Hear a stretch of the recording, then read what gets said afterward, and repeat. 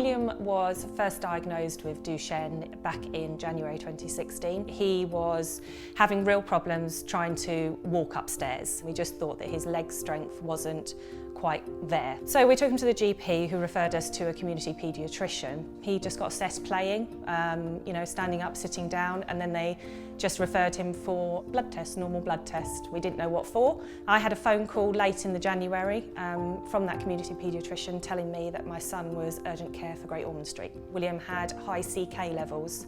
We didn't have a clue what CK levels were, but unfortunately we did Google it and it came up with Duchenne. We did find out, and indeed it was on the 28th of January, my 70th birthday. I'd never heard of Duchenne before. It was completely meaningless. Since then, the family has pulled together in an enormous sense.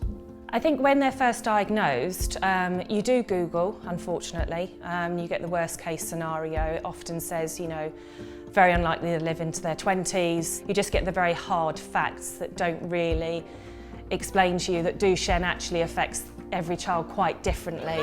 Keep going. As a family, we were very shocked. We were heartbroken. Life wasn't what we thought life was going to be. Your whole family, your extended family, are grieving for you and for William as well. There isn't a cure at the moment. I'm not a medical person. I can't find a cure for Duchenne, but I can try and make William's life as great as possible. We actually moved into this home a month after William was diagnosed. We moved into a 3-bedroomed house that had very irritating steps. Watching William walking around the house and having to hold on to the side and pull himself into the front door and help himself down onto the toilet. All of these little steps made a big difference in his life.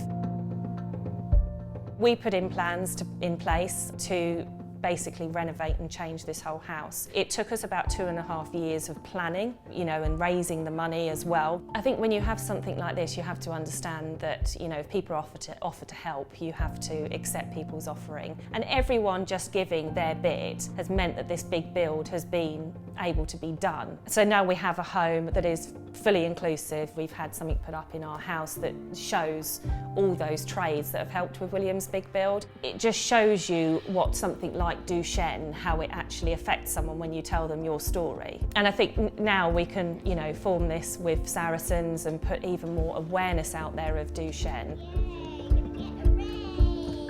Duchenne UK have just, I think, epitomised what a small charity should do and can do. As a parent with a child with a life-limiting condition that has no cure, you want someone knocking on the door of every scientist going, knocking on the door of everyone raising funds, raising money, trying to put all of that into a concerted effort to finding a cure. Alex and Emily are doing that with Duchenne UK. We want our boys living into their 30s, 40s, 50s, 60s, and at the moment, that's not going to happen. Saracens are such a community. Suddenly they've chosen a charity which is so close to our hearts. There is so obviously a sense of pride and support within everyone associated with Saracens.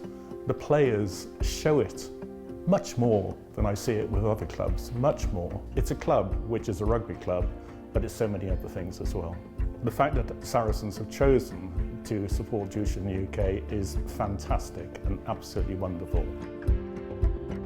William is, we all are so excited about the match on the 23rd. I think for us to be able to go with Grandpa is just going to be absolutely amazing. It's going to be a fantastic day, I know it will. I'm just loving the idea of going there with William. He will have the biggest smile on his face the whole time. We're just very thankful that Saracens are doing what they're doing with Duchenne UK.